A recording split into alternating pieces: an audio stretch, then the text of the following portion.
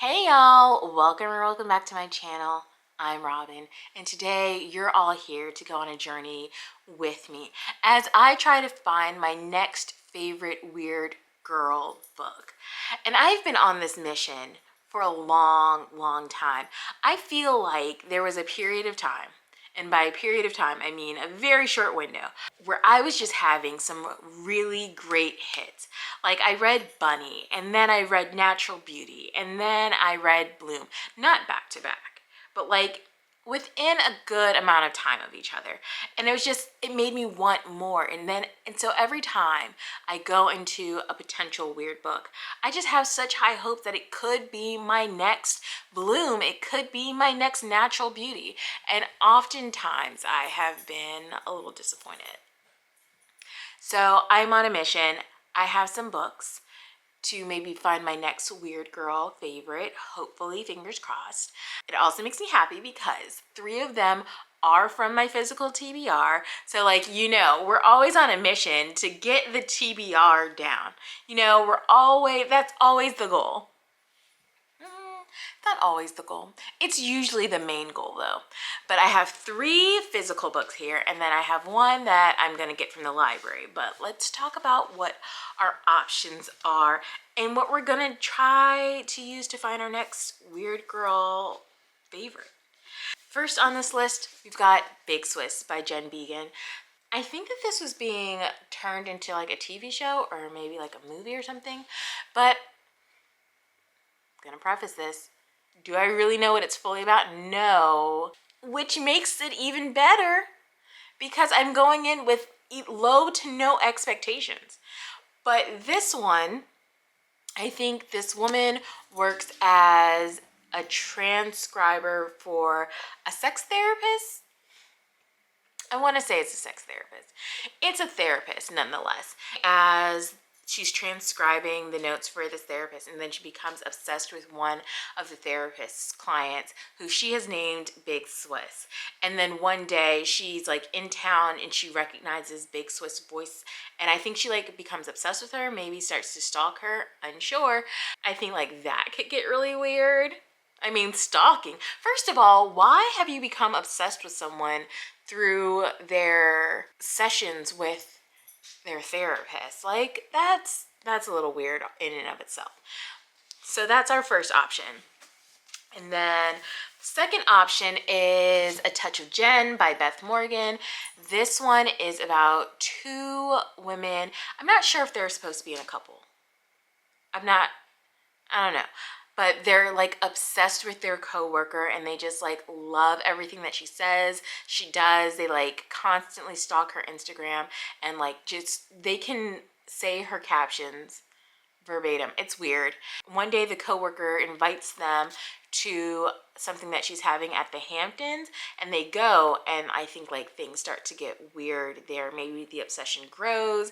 Maybe they start to like, I don't know, want to become her, so they've got to get rid of her. I don't really know what's going on. Last but not least of these, but definitely the one I know the least about, but I'm intrigued by, is Mayfly by CJ Lead. And I really actually don't know what Mayfly is. I know that it is weird and it's horror. I think it vaguely is about a girl who works at an amusement park as like a character, and then weird things happen. I don't know. There are teeth on the cover. There's an eyeball.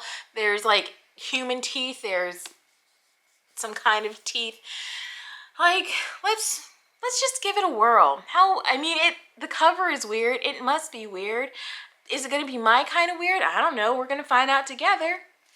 And then the last book that I'm going to read, but I don't have it, is called Death Valley by Melissa Broder. It's over here. Shout out to Danny, who suggested this in either Jess's sprints or my sprints, somebody's sprints, and we were talking about weird girl books, and this was the suggestion. So I'm going to read that. All I know is that it starts at like a Motel 6. A Best Western? It's a budget hotel.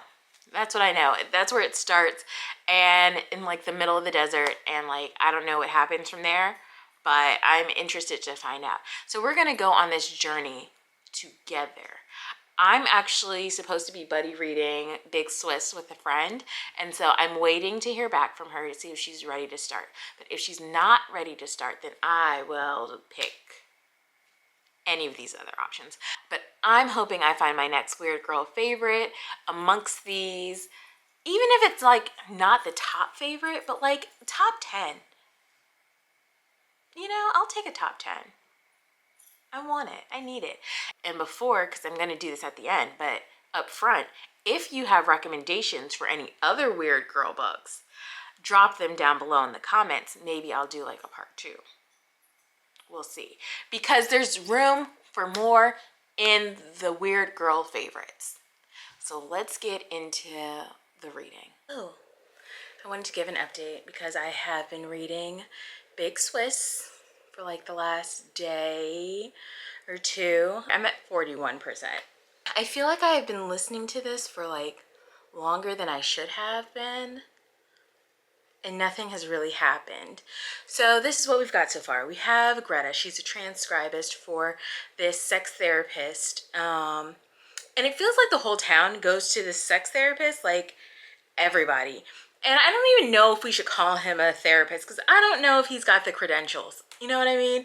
He has a lot of like hippie new age speak, and he's like, let's just do a lot of breath work. And like the things that she transcribes for him, I'm just like, are you just making this up, sir? Like, you just came to this town in Hudson and was just like, I'm the sex therapist. Everybody come to me with your questions. But she's transcribing it, and so she basically knows all the town's dirt and about their sex lives because obviously she's transcribing their sessions with the therapist, whose name is Ohm. Like Ohm. But actually his real name is Bruce, but he changed it to Ohm. I guess it makes him feel more credible. Anyway, he's doing this, Greta is transcribing, and then like you get like bits and pieces of Greta's life. She's living in this dilapidated old house with someone she met like at a party years and years ago named Sabine, and Sabine is older than she is, and it's very Grey Gardens. It's very Grey Gardens, the two of them. There's like a beehive in the house, and Sabine just covered it up so that the bees would still like be able to be active, but like they're not in the house. Like things are just falling apart in the house. It's strange. Greta doesn't really have any friends except for Sabine, although Sabine is like, are we really friends, or are we just people who live together and talk a lot and know each other? She has a dog. She gives us a glimpse into her past of this relationship with this man, Stacy, and how she just felt like she wasn't mentally able to be in a relationship with Stacy because of things that she had gone through in her past. She had gone through sexual assault, and she had gone through the suicide of her mother. And so she talks about these things, but really flippantly. Like it's almost comical the way that she just refers to these things. The cast of characters is quite vast. Like everyone you meet, like no one just seems a little I want to say normal, but like everyone is a character. You know what I mean? Every interaction is something. Like it's never just like a normal like, hey, how you doing? And then every interaction is some kind of weird interaction that's going on. Now we've just gotten to the point where Sabine has run into who she calls Big Swiss. Big Swiss is one of Ohm's clients who Greta feels is more interesting. She has a little bit more depth. And she's also talking about an assault that she's gone through. Big Swiss is like, I don't like define my life by it. It's just a thing that happened. But like, really, I'm here because I want to get my rocks off, and I've never gotten my rocks off. I've had sex, but I've never gotten my rocks off. You know what I mean? And so that's what they're in therapy for. So like, Greta runs into Big Swiss in town. Obviously, Big Swiss doesn't know that Greta is a transcribist for Ohm. And so we've gotten to this point where Greta is pretending to be someone else named Rebecca, and she's intrigued by Big Swiss, and she wants to get to know Big Swiss a little bit more. And that's where I am. They haven't like had a first date. I don't know if they're gonna have a date. Big Swiss is married, and so I don't really know where this is going. I have no idea where this is going. Like, I don't know if Greta is going to become obsessed with Big Swiss. I assume that they're going to like enter some kind of relationship. I don't know. Will Big Swiss realize that Rebecca is not really Rebecca, but is in fact Greta? I don't know. I'm waiting for it to get weird in a good way. It's weird in the sense like, because Greta is just so flippant and nonchalant about things that have happened to her in her life, it's jarring when you read about it, because it's like, these are really big things that have happened. And actually one of the assaults, not Greta's, but Big Swiss, is described very graphically. So like, you know, everything that's happened. And like, I guess it's just like, oh yeah, it's fine, it's whatever, I don't care. And so I guess maybe that's supposed to be like the weirdness. I don't know. I haven't gotten to the weird. I'm hoping to get to the weird. So far, it's not anywhere near Bloom. It's just giving slice of life of someone who should probably be in intense therapy. That's what it's giving. I'm actually about to hop on to some sprints with Jess that she's doing for her patrons, and so I'm hoping to read or listen to a little bit more, and hopefully I'll have an update for you guys soon. The way it's going, I hope I finish it really soon, because it's not really giving what I thought it would give. I want to get on to something potentially weirder, you know what I mean? So check in with you later. Good morning, friends. I'm here with an update on Big Swiss because I finished it. I thought it would take me longer. I don't know why. I thought it would take me a long time, but I finished it. And did not love it. I didn't love it. And maybe it's me. You know, maybe I'm the problem, because I feel like it has a really high rating. Hold on. Let's check what the rating is. I'm a liar. The rating is a 3.68. And honestly, that's still too high for my liking. Here's the thing. Here is the thing about Big Swissy. Okay, so we've got Greta. One day at a dog park while she's with her dog, she overhears the voice of who she knows to be Big Swiss. And she starts up a relationship with her. But Big Swiss doesn't know that she's the transcriptionist. She has no idea that she's listened into all of her intimate details with and Greta gives Big Swiss a fake name. Big Swiss is like, hey, what's your name? And she's like, Rebecca. And so she's pretending to be Rebecca so that I guess it doesn't get back to that Big Swiss knows Greta, because then, you know, conflicts of interest here. So they begin up this relationship, this affair, because Big Swiss is actually married. And here's the thing. I don't know what the point of this was. Also, I realized that I hate when a book is just overly, I don't want to say overly vulgar, because like I don't care about vulgarity, but like for no reason. For like we're just saying things to be sensational and different. Because here's the thing, at no point did I believe that Big Swiss or Greta actually liked each other. And then they would have like these very cringy sex scenes where it was just like so overly, not graphic, but like it was just a lot for no reason at all. It didn't push anything forward. It didn't push the relationship forward. It didn't create like this idea that they were having either a very intense physical connection or that they were having an intense emotional connection. Nothing. It was just like, stare at my pee, bitch. And it was just like, all right. And it's not like one of them was like into being dominated or anything. It was just like, okay, this is something I yelled out, and then we're not gonna address anything after it. And like the sex is not even interesting enough to like warrant this. So I don't know what's going on. And then I told you earlier that the house was giving off like Grey Gardens vibes, and I think there was like a beehive. I think I said that there was a beehive like in their kitchen, and like it seems funny and quirky until it becomes a thing that they talk about.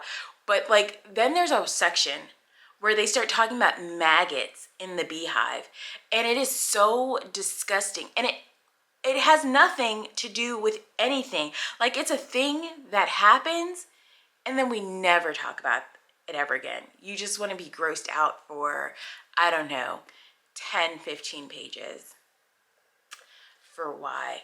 I hated I didn't hate Big Swiss. She was like fine as a character or whatever. Greta, very annoying. It was like, I'm not like other girls, so I'll just say whatever first thought comes to my mind, even if it's highly inappropriate and has nothing to do with anything going on in that moment.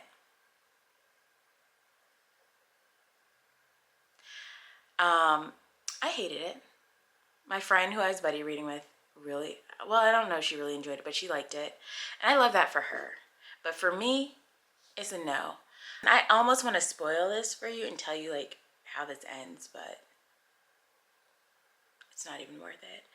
So it will not be my next bloom, which is unfortunate. I like the cover. I think it's very strange. We're gonna move on to the next thing that I've got. I'm gonna start listening to Death Valley by Melissa Broder. I need to do some things around the house, so it's a pretty short audiobook. I think it's only like 5 hours or something. So it's definitely gonna give me time to do stuff that I need to do around the house, listen to it. Hopefully it'll be a much better time than Big Swiss. I mean, the bar is really low if we're at Big Swiss. So that's the plan. That's what we're doing. So on to Death Valley. I'm back. And I finished Death Valley. I don't remember if I said that I was starting Death Valley by Melissa Broder, but I started it. I finished it. It was a really fast read. I want to say it only took me like a few hours to listen to it. So I finished that yesterday. And I want to apologize if you can hear things. The dishwasher is going, the laundry just went off. It's a day of getting things done around here, and so there are going to be household noises. Anywho, I finished. It was not the weird that I was looking for, but it was by no means bad. Let me tell you what it was about, and then I can give you my thoughts. So we've got this woman. She is an author, and she has some serious life pressures happening. Her father is dying, actively dying. Her husband is ill. She is a writer, and she's got the pressures of making a deadline for her next book. And so a lot of things are going on, and so she decides that she's going to head to the deserts of California, and like there's like a Best Western that she goes to, and she's like, I'm just gonna stay here, focus, writing, doing things. 1 second, Blair wants to go out. I wish you could see him. He's just running back and forth across the yard. I don't know what he's doing. Whatever. As long as he's having a good time. Anyway, she's going through a lot. So she goes to the desert. She's trying to like focus on things, but like she keeps thinking about her dad who is dying and what that means for the next step of life for her, and how she just feels like she can't really do anything for him because she's not a doctor, and then it's not like if she was, like the doctors don't know what to do for him. She just kind of feels helpless, but also at the same time, her husband is ill, and she's like, I cannot be going through this with my dad and then also be going through this with you. You're supposed to be my rock, my support, and here I am having to be somewhat of a caregiver to you now. And that is a lot as someone who has been a semi-caregiver and who has also had a parent die. Like, I can understand how complicated it is. Also, grieving someone while they are still alive, knowing that like death is just around the corner for them, is also really hard. And so then you've also got on top of this just your regular life pressures. Her mom is really superstitious, so she's like, don't do anything out of the normal, because as soon as we do something that's not out of the like our regular routine, something bad will happen. And so like she's battling, going back and forth with her mom, like, please let me just do this thing that seems so inconsequential. And her mom's like, no, don't do it. Anyway, so while she's here in this Best Western in the middle of the desert, she, the front desk worker is like, hey, there's a trail. There's some trails, you can go out there. And as she goes out there, she goes on like this kind of trip. Like there's a large cacti and there's an opening in it, and she goes through the opening of the cacti, and she goes on this journey of seeing past selves, past versions of people she knows, and it all comes together like for her to kind of work through her grief and through what she's really going through, the mental anguish. So as she's going through, she's working through a lot of the things that she has been dealing with in her real life, and she gets back. And when she gets back through, she's grounded back into her life, and she's just like still not knowing how to cope. So on this journey, she keeps kind of going back to this random large cacti in the middle of the desert on this hike trail, and she just experiences some things that really help her deal with what she's going through emotionally and mentally in this time of her life. Again, it was a really short book. It went by super fast. I did enjoy the writing. I would definitely read something else by Melissa Broder, but I think for me and for the purpose of what I was looking for, this just was not the kind of weird that I was looking for. Is it a bad book by any means? No, it's not. It just wasn't what I was looking for. But if you are someone who is trying to work through grief or has worked through grief and can relate, I would suggest it. It was a really good book on that. And so because I finished that so fast, I decided I was going to pick up Mayfly. And I started this, but I have not gotten like super far in it. I think I've only gotten to like page 50. And what I've gathered is a whole lot of nothing. So we've got this girl, Maeve. She works at the best place on earth. It's not named, but it's clearly it's Disney. She works as like one of the princesses there, and her friend is another princess, and like they don't really get along with the other cast members at the place where she works, but she loves the place where she works. She lives with her grandmother, who was an old Hollywood starlet, Tallulah Fly, which I just think is a fantastic name. Tallulah Fly. Come on, girl. So she lives with her grandmother, who is also dealing with health issues and is not mobile, but she has a home health aide. And so from what I gathered, so far it's just the ins and outs of Maeve's kind of day-to-day, talking about her friend Kate. Kate has these dreams of being someone famous, a famous actress, and Maeve is just happy to be there. I'm not really sure where we're going with this, but I'm interested to see where we are going with this. I'm bordering on the edge of like I could be bored, but we'll see. I mean, there's an eye. She's looking an eyeball. Like it should get interesting, right? Hello. Welcome. I don't know why my shoulder's up here. I don't know. But I came because I finished Mayfly. Did I finish this a little while ago? Yeah, but am I talking to you about it now? Yeah. I probably look a little worse for wear because it's the end of the day. I had to go into the office today. I had to interact with people. I had to talk to them like all day. As soon as I got into the office and I sat down and I opened up my laptop and said, bloop, bloop, bloop, bloop, logged in. People were just coming to talk to me. And this is why I actually hate being in the office, because it's like, I just want to get some stuff done. And here you are talking to me. So now I'm not getting stuff done because you were talking to me. And like, I know that I'm just so interesting to talk to, but like, there's gotta be somebody else. There has to be somebody else. Anyway, that's not what we're here to talk about. We're here to talk about Mayfly because I finished it. And hold on, I don't even know what I gave this. But let me just go ahead and say this. Bloom, it is not, but I'm not mad at what this is.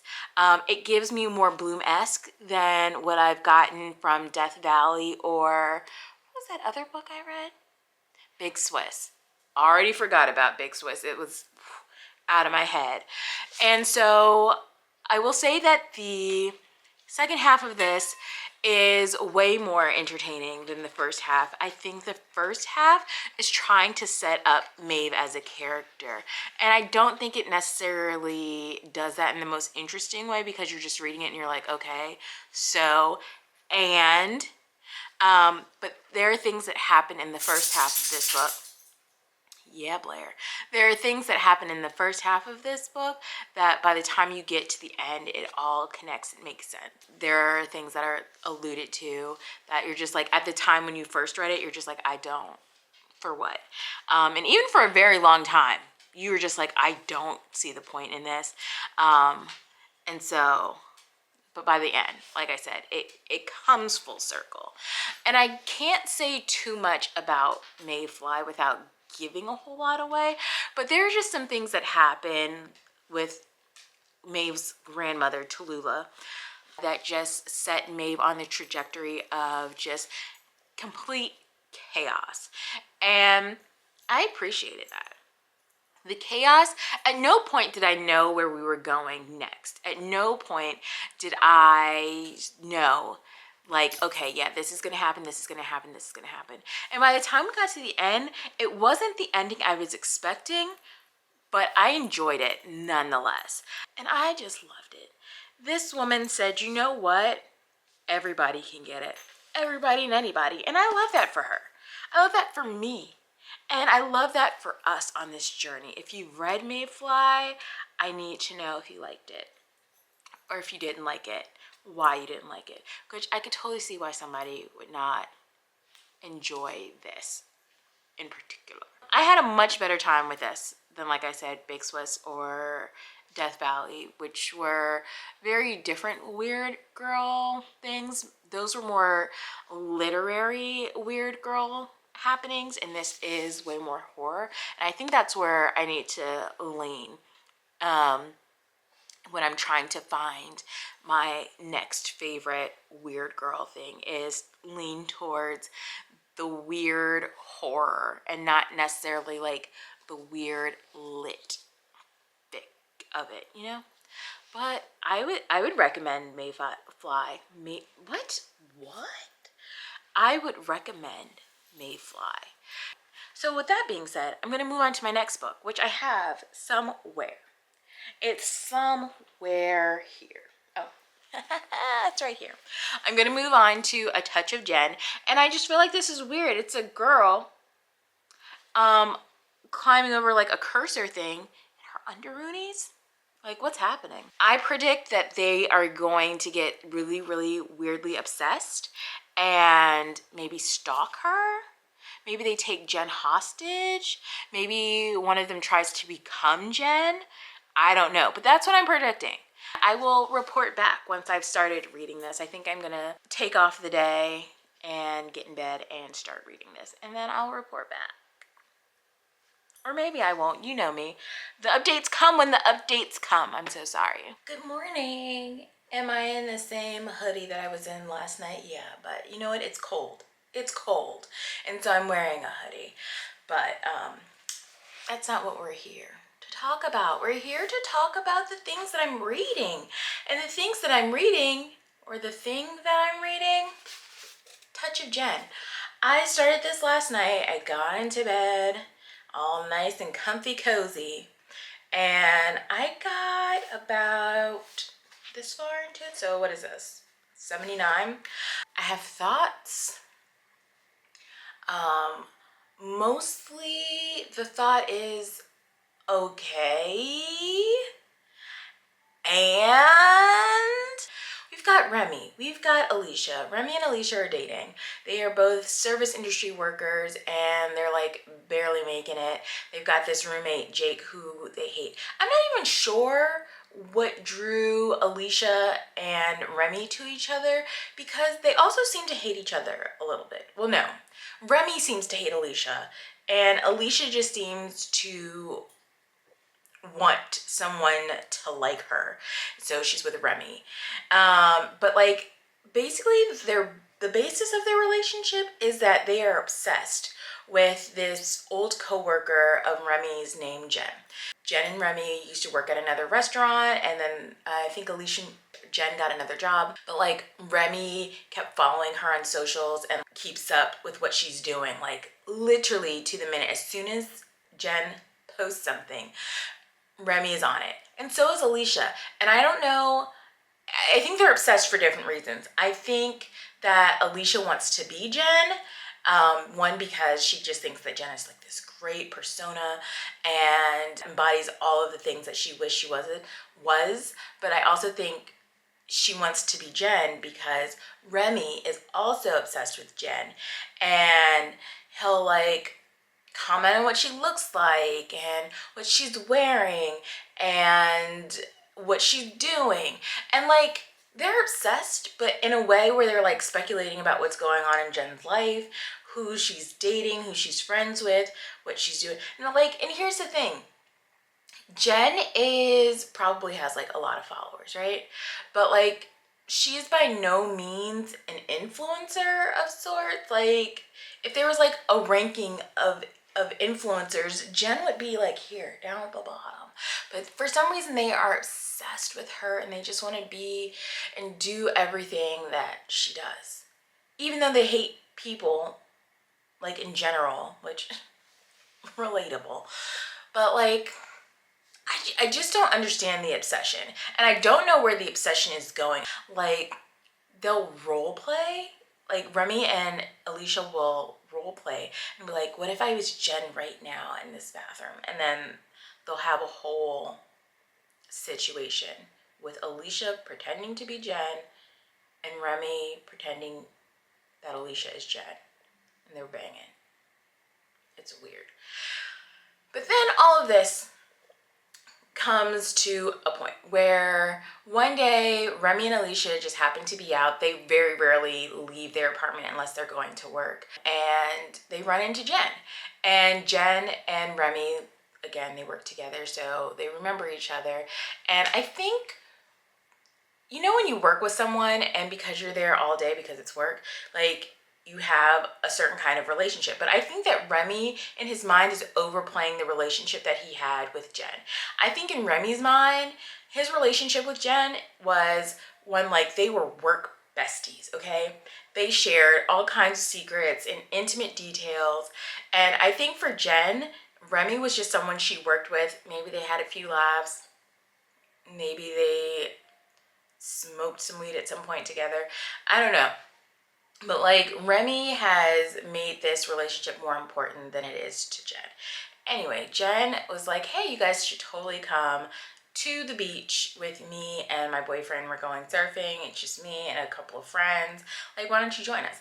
Now, Remy and Alicia, they are not surfing people. But Alicia's like, let's do it. Remy's like, let's not do it. And then things take a turn, because Alicia responds to Jen from Remy's phone and it's like, hey, we're coming. Thanks for the invite to go surfing. We're coming. And Remy's like, what the fuck? What are you doing? What are we doing? And so now they're on this surf trip with Jen and Jen's boyfriend, Horace. He doesn't have a job. He just surfs and stays at his rich parents' houses. And then they have like a bunch of other friends that are with them. And obviously Remy and Alicia aren't friends with them and they're kind of outsiders. And the other people also recognize that they are outsiders, but like try to include them. It's like when you invite someone and you're just like, you're a little strange, but I'm gonna be nice to you because you're friends with my friend and she invited you, so I mean, I guess. But if she hadn't invited you, there's no situation on earth where we would have been friends or in like a space together. But that's where I am, and I needed to share those thoughts because I have no idea where this is going. I feel like I've said that a lot. And generally with a weird book, you have no idea where things are going, which I think makes a weird book great, because you get the unexpected. But with this, I actually do not know. So I actually have some work that I need to do today, like actual real work, which is crazy. I was just at work yesterday doing work, and here I am having to work again. And I just don't think that that's fair. You know what I mean? I'm just a girl. I'm just a girl. But here I am. I've got to work. I was able to find the audiobook of this on Spotify. I'm going to go listen to a little bit of Touch of Jen work because allegedly that's what I'm supposed to be doing during work hours. Crazy. And then I'll come back with some kind of an update for you guys. Friends, loved ones, enemies, I finished A Touch of Jen. And Beth Morgan, I want to say, what happened here? Did I enjoy this? No, I didn't. At no point did I see this ending coming. There was nothing about it that I saw coming. Really weird shit just happened. Like, I cannot tell you anything because, one, it's so different from anything that we experienced in the first 75% of the book. And two, because like it just, I don't even know how to explain it all. Like it doesn't fit into the overall plot at all. It just became a whole new book. We take things from the beginning about how you should seek your destiny and how you should follow the signs of the universe and stuff like that. And then a literal monster comes through. Like where did the monster come from? I don't know if you can tell. It's been a couple of days since I finished A Touch of Beth, and I thought I was gonna come back the next day and wrap this all up for you guys, but I didn't, and so here we are. So let's wrap this up now, shall we? I don't remember where I left off, so let's just recap everything. So the first book that I read was Big Swiss by Jen Began, and if you're watching this when I think I'm posting this, you'll have already seen my best, worst, everything in between video, and this landed on my worst. Yeah, it did, because it was bad. First of all, Big Swiss, and I don't even remember the main character's name. But they start this relationship, and I really thought that at the beginning it was going to be something obsessive because the main character had only known about Big Swiss through listening to her therapy notes that she was transcribing. So I was just like, oh, this is going to become something really obsessive, something really where Big Swiss doesn't know what's going on, but the main character knows everything. And that's not what happened. They embark on this relationship in which Big Swiss really shouldn't be in this relationship. And I gotta figure out the main character's name because it's gonna bother me. Greta. Yeah, that's not a name I would have ever remembered. But yeah, Big Swiss and Greta embark on this relationship in which they really shouldn't be in it, because Big Swiss really shouldn't be in this because she's going through her own trauma and trying to delve through some things. Also, just relationally, she shouldn't be. And then Greta is taking advantage of things that she knows about Big Swiss to get closer to her and kind of to manipulate her feelings. And it sounds interesting, but it's not, because at no point did these characters have any chemistry, and so they shouldn't have been together to begin with. And then Greta was just one of those unlikable characters that is obnoxious just for the sake of being obnoxious. And it's like, it's not funny, it's not quirky, it's not like, oh, she's the strange. Like, you're just strange for no reason. Unnecessary actually. And so there were like elements of the book that made me want to keep reading. Like, there were bees in the house and like creating a hive, and you're like, oh, maybe this is gonna be something, and then it turned out to be nothing. While you are following Greta and her evolution in this relationship, it gives nothing. It gives really nothing. It's like you went to take a bite of chocolate cake and then you came away with air. But after that, I read Death Valley by Melissa Broder, and I had a relatively good time with that. The exploration of grieving someone while they're still here and alive is something that I'm interested in. Something about like grief books really just, it does it for me. And so we have that main character who is grieving the death of her father, even though he is still living, and also the decline in health of her husband, who is sick at the same time. And also, like, she's grieving those two things. She's working on a deadline for a book. She's just trying to exist as a person.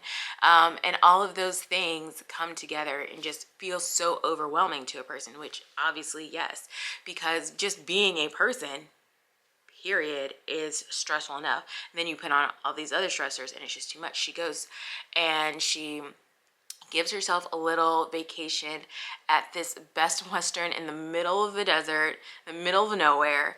And she goes on like these hikes, and while she goes on these hikes, she doesn't have like visions, but like she kind of has visions, and like she just has these interactions with past selves, future selves, past versions of people in her life, and she just kind of has these epiphanies. Like, you've got to enjoy the people while they're here, even though you are grieving them, and that can be hard. Like, acknowledge that you are grieving, but try to make the best of the time that you have with them. And so I really did enjoy Death Valley.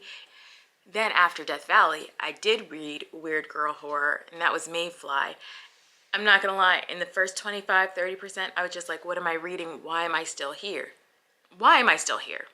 And then it got to a point where I was like, oh, I understand why I'm still here, and I'm glad that I stuck with it, because it did get weird.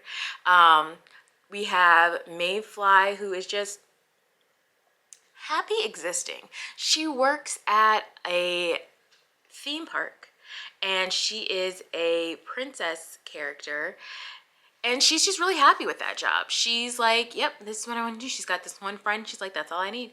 And then she spends her downtime doing weird things, listening to Halloween music, ruining strangers' lives on the internet.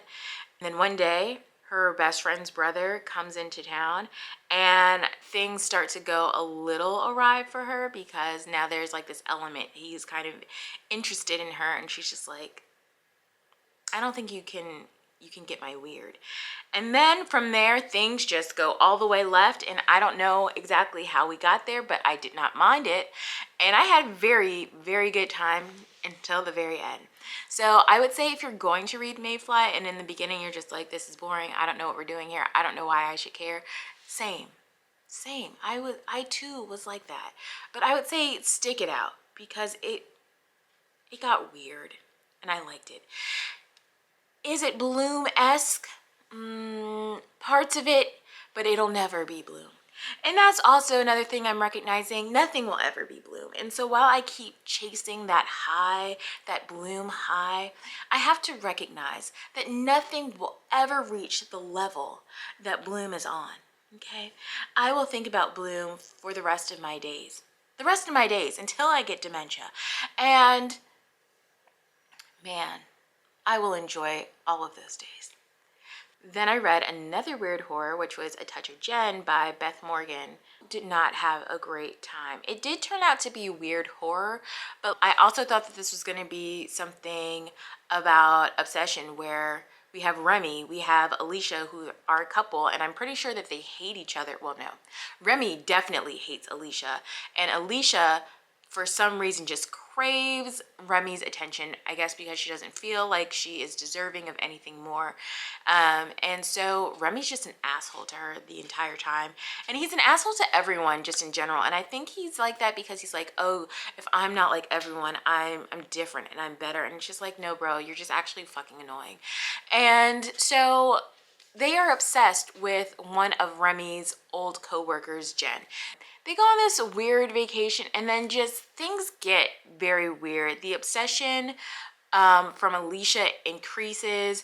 Remy seems to have like this infatuation and this idea that he could be with Jen. And then we really go off the rails. And there was no indication that this was the direction that the book was going to go in, or that this would even be in this book at all. And so the ending just really didn't do it for me. And I was just like, at no point would I care about what's happening here, because at no point did I care about any of these characters. They were flat. Remy was an asshole. There was no real depth to them. I thought we were going to go somewhere with Alicia. And then we didn't go anywhere with Alicia because like things happen, and that's a catalyst for this turning point in this book. And I really think that like had we explored Alicia's obsession with Janet a little bit more, it would have been better, but we didn't. Anyway, that's what I read. And will I continue to be on a search for weird books that just make me feel something? I will. I absolutely will. But this one, twas not it. Twas not it. I did find a banger in Mayfly, and I appreciate that. But everything else, I mean, I guess Death Valley was cool, but it just didn't hit like I thought it would hit. But yeah, that's where we are. And if you've read any of these, let's talk about it. If you're interested in reading any of these, let's talk about that too. And I can try to dissuade you from some of them, at least 2 of them. Thanks for joining me on this journey. And until next time, bye.